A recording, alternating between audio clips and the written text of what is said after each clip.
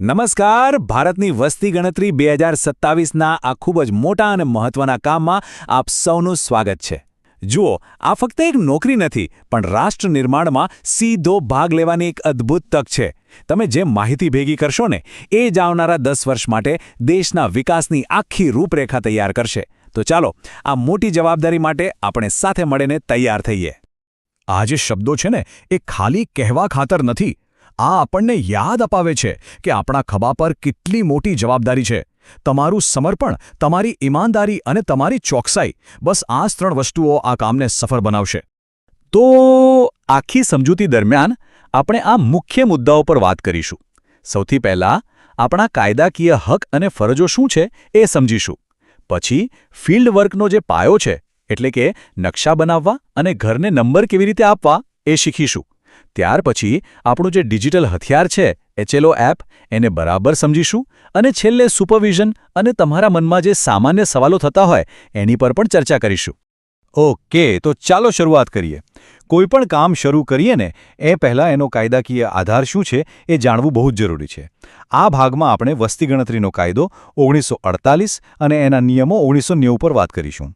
આ એ જ કાયદા છે જે આપણને આપણું કામ સારી રીતે કરવા માટે તાકાત અને સુરક્ષા બંને આપે છે. અહીંયા તમે જોઈ શકો છો, આ 2 મુખ્ય કાયદાકીય દસ્તાવેજો આપણી ગાઈડબુક છે. આ કાયદાઓ એ વાત પાક્કી કરે છે કે આખા દેશમાં વસ્તી ગણતરીની પ્રક્રિયા એકસરખી, પારદર્શક અને કાયદા મુજબ જ થાય. અને હા, આ જ કાયદા તમને ફિલ્ડમાં કામ કરવાની સત્તા આપે છે. હવે જુઓ, આ એક બહુ જ રસપ્રદ વાત છે. આ આંકડો છે 32. વસ્તી ગણતરી શબ્દનો ઉલ્લેખ આપણા ભારતના બંધારણમાં પૂરા 32 વખત કરવામાં આવ્યો છે. આ શું બતાવે છે? એ બતાવે છે કે દેશના સારા આયોજન અને વિકાસ માટે સાચા આંકડા કેટલા જરૂરી છે એ વાત આપણા બંધારણના ઘડવૈયાઓ પણ સારી રીતે સમજતા હતા. જુઓ, ગણતરીદાર અને સુપરવાઇઝર બંને એક ટીમ બનીને કામ કરે છે. ગણતરીદાર ડેટા ભેગો કરવાનું સૌથી મહત્વનું કામ કરે છે, તો સુપરવાઇઝર એ કામ બરાબર થાય, એમાં કોઈ ભૂલ ન રહી જાય એની ખાતરી કરે છે. બંનેનો રોલ એકબીજા સાથે જોડાયેલો છે અને સારો તાલમેલ ખૂબ જ જરૂરી છે. કાયદો આપણને અમુક ખાસ અધિકારો આપે છે, જેમ કે આપણા વિસ્તારના કોઈપણ ઘરમાં પ્રવેશ કરવો, મકાન પર નંબર લગાવવો અને વસ્તી ગણતરીના બધા જ સવાલો પૂછવા. આ અધિકારો આપણને આપણી ફરજ કોઈપણ જાતની અડચણ વગર પૂરી કરવામાં મદદ કરે છે. અને હા, એ પણ યાદ રાખજો કે સાચી માહિતી આપવી એ દરેક નાગરિકની પણ કાયદાકીય ફરજ છે. કોઈ પણ ડેટા ભેગો કરીએ એ પહેલાં આપણે એક મજબૂત પાયો તૈયાર કરવો પડે. અને આ પાયો એટલે શું? આપણા વિસ્તારનો એકદમ ચોક્કસ નકશો અને દરેક ઘરને વ્યવસ્થિત રીતે નંબર આપવા. જો આ પહેલું પગથિયું જ બરાબર ના ચડાયું ને, તો આખી ગણતરીમાં ગડબડ થઈ શકે છે અને ડેટાની ગુણવત્તા પર બહુ ખરાબ અસર પડી શકે છે. આ નકશો, જેને આપણે લેઆઉટ મેપ કહીએ છીએ, એ આપણો રોડ મેપ છે. એનાથી ખાલી એ જ નક્કી નથી થતું કે કોઈ ઘર છૂટી ન જાય, પણ એ સુપરવાઇઝરને પણ આપણા કામનું નિરીક્ષણ કરવામાં અને જરૂર પડે તો આપણને મદદ કરવામાં માર્ગદર્શન આપે છે. જેમ તમે અહીં જોઈ શકો છો, નકશામાં એક સરખાપણું જાળવવા માટે આ નક્કી કરેલા ચિહ્નોનો જ ઉપયોગ કરવાનો છે. પાક્કો રસ્તો હોય, કાચો રસ્તો હોય, રહેવાનું મકાન હોય કે શાળા હોય, દરેક માટે એક ચોક્કસ નિશાની છે. આનાથી ફાયદો એ થાય કે કોઈ પણ વ્યક્તિ દેશના કોઈપણ ખૂણામાં તમારા નકશાને સહેલાઈથી સમજી શકે. આ મુદ્દો બરાબર સમજવા જેવો છે. ધારો કે એક મોટો એપાર્ટમેન્ટ છે. એ આખી એક બિલ્ડિંગ છે, પણ એની અંદર જે 20 ફ્લેટ છે અને દરેકનો દરવાજો અલગ છે, તો એ 20 અલગ વસ્તી ગણતરી ઘર ગણાશે. એવી જ રીતે એક જ મકાનમાં 2 ભાઈઓ અલગ અલગ રહેતા હોય, બંનેના રસોડા અલગ હોય અને બંનેના ઘરમાં આવવા જવાનો રસ્તો પણ અલગ હોય, તો એ 2 વસ્તી ગણતરી ઘર ગણાશે. હવે આ 4 અંકનો નિયમ આટલો જરૂરી કેમ છે? કારણ કે એ ડેટા પ્રોસેસિંગમાં એકરૂપતા લાવે છે. કમ્પ્યુટર સિસ્ટમ માટે 0 અને 0001 બંને અલગ અલગ વસ્તુ છે. આ એક નાનકડી ભૂલ ડેટામાં બહુ મોટી ગડબડ કરી શકે છે. એટલે હંમેશા 001 કે 0023 એવી રીતે નંબર આપવાનો નિયમ પાળવો ખૂબ જરૂરી છે. આ નિયમ ખાસ યાદ રાખજો. નંબરિંગ આખા હાઉસ લિસ્ટિંગ બ્લોક માટે એક જ સળંગ ક્રમમાં ચાલશે. આપણો બ્લોક જ્યાં પૂરો થાય ત્યાં સુધી નંબર આગળ વધતો જ જશે. દરેક નવી શેરી કે નવી બિલ્ડિંગ માટે ફરીથી 0001થી શરૂ નથી કરવાનું. જો પહેલી બિલ્ડિંગનો છેલ્લો નંબર 0015 હોય, તો બીજી બિલ્ડિંગનો પહેલો નંબર 0016 જ હોવો જોઈએ. તો ચાલો આ 3 સોનેરી નિયમોને ફરીથી યાદ કરી લઈએ. પહેલું, શરૂઆત 0001 થી કરો. બીજું, આખા બ્લોકમાં નંબરનો ક્રમ જાળવી રાખો. અને ત્રીજું, નવી બિલ્ડિંગ માટે ક્રમ તોડશો નહીં.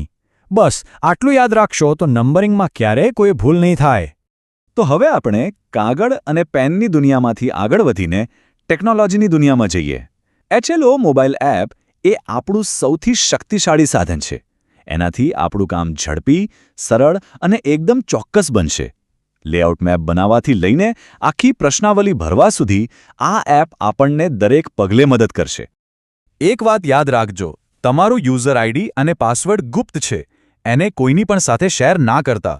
લોગિન કરતી વખતે એ પણ ધ્યાન રાખજો કે તમે કેપ્ચા કોડ બરાબર નાખી રહ્યા છો. ડેટાની સુરક્ષા માટે આ બધી બાબતો બહુ જ મહત્વની છે. આ પગલું એ ખાતરી કરવા માટે છે કે તમે સાચા ગણતરીદાર કે સુપરવાઇઝર તરીકે લોગિન થયા છો અને તમને જે વિસ્તાર ફાળવવામાં આવ્યો છે એ જ દેખાય છે. જો લિસ્ટમાં તમારું નામ ન દેખાય તો તરત જ તમારા ચાર્જ ઓફિસરનો સંપર્ક કરજો. આ ચકાસણીનું પગલું ક્યારેય ચૂકતા નહીં. જો ભૂલથી પણ ખોટા બ્લોકમાં કામ શરૂ કરી દીધું તો તમારો બધો જ સમય અને મહેનત પાણીમાં જશે. એટલે કામ શરૂ કરતા પહેલા 2 વાર ચેક કરી લેજો કે રાજ્ય, જિલ્લો, તાલુકો અને વોર્ડ નંબર બધું તમારા એપોઇન્ટમેન્ટ લેટરમાં લખેલું છે એ મુજબ જ છે કે નહીં. આ વિભાગમાં આપણે 2 ખૂબ જ મહત્વના વિષયો પર વાત કરીશું. પહેલું, સુપરવાઇઝરની ભૂમિકા, જે ડેટાની ગુણવત્તા માટે જવાબદાર છે. અને બીજું, વસ્તી ગણતરી 2027ની એકદમ નવી અને ક્રાંતિકારી સુવિધા, સ્વગણતરી, જેમાં નાગરિકો પોતે પણ આ પ્રક્રિયામાં ભાગ લઈ શકે છે. સુપરવાઇઝર ખાલી ચેકિંગ નથી કરતા, પણ એક માર્ગદર્શક અને ક્વોલિટી કંટ્રોલર છે. એમનું મુખ્ય કામ એ જોવાનું છે કે એમના હેઠળના 6 ગણતરીદારો દ્વારા ભેગો કરાયેલો ડેટા 100% સાચો અને સંપૂર્ણ છે કે નહીં, જેમાં નકશા, નંબરિંગ અને પ્રશ્નોના જવાબો બધું જ આવી જાય. સ્વગણતરી એટલે કે સેલ્ફ એન્યુમરેશન. આનો મતલબ એ નથી કે આપણું કામ ઓછું થઈ ગયું. જ્યારે કોઈ પરિવાર આ વિકલ્પ પસંદ કરે છે ત્યારે તેઓ ઓનલાઈન પોર્ટલ પર પોતાની વિગતો ભરે છે. પછી એ માહિતી આપણી HLO એપમાં આપણને દેખાશે. આપણું કામ એ છે કે એ ઘરે જઈને ચકાસણી કરવાની છે કે ભરેલી માહિતી સાચી અને પૂરી છે કે નહીં. જો કોઈ ભૂલ હોય તો એને સુધારીને ફોર્મ ફાઇનલ કરવાની જવાબદારી આપણી જ રહેશે. ચાલો હવે આપણે અમુક એવા સવાલો પર ધ્યાન આપીએ જે કદાચ અત્યાર સુધીમાં તમારા મનમાં પણ આવ્યા જ હશે. આ વિભાગમાં અમે એવા કેટલાક પ્રશ્નોના જવાબ આપીશું જે વારંવાર પૂછાતા હોય છે, જેથી ફિલ્ડમાં કામ કરતી વખતે તમને કોઈ મૂંઝવણ ન થાય.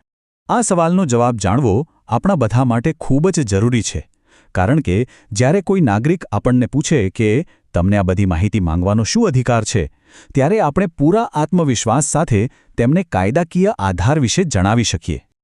આ એક મજબૂત કાયદાકીય માળખું છે જે વસ્તી ગણતરીના આખા કામને આધાર આપે છે. વસ્તી ગણતરીનો કાયદો 1948 અને એના નિયમો અને આ બધી સત્તા આપણને મળે છે ભારતના બંધારણની કલમ 246 હેઠળ. એટલે આપણું કામ ખાલી વહીવટી નથી, પણ બંધારણીય અને કાયદાકીય રીતે ફરજિયાત છે. એક વાત હંમેશા યાદ રાખજો, આપણે ખાલી આંકડા નથી ભેગા કરી રહ્યા, આપણે લોકોની કહાણીઓ ભેગી કરી રહ્યા છીએ. આપણે જે ડેટા ભેગો કરીશું એના આધારે જ નક્કી થશે કે કયા ગામમાં નવી શાળા બનશે અને કયા શહેરમાં નવા દવાખાનાની જરૂર છે. તમારું કામ રાષ્ટ્ર નિર્માણનું કામ છે. આ ખૂબ જ મહત્વપૂર્ણ જવાબદારી માટે આપ સૌને ખૂબ ખૂબ શુભેચ્છાઓ.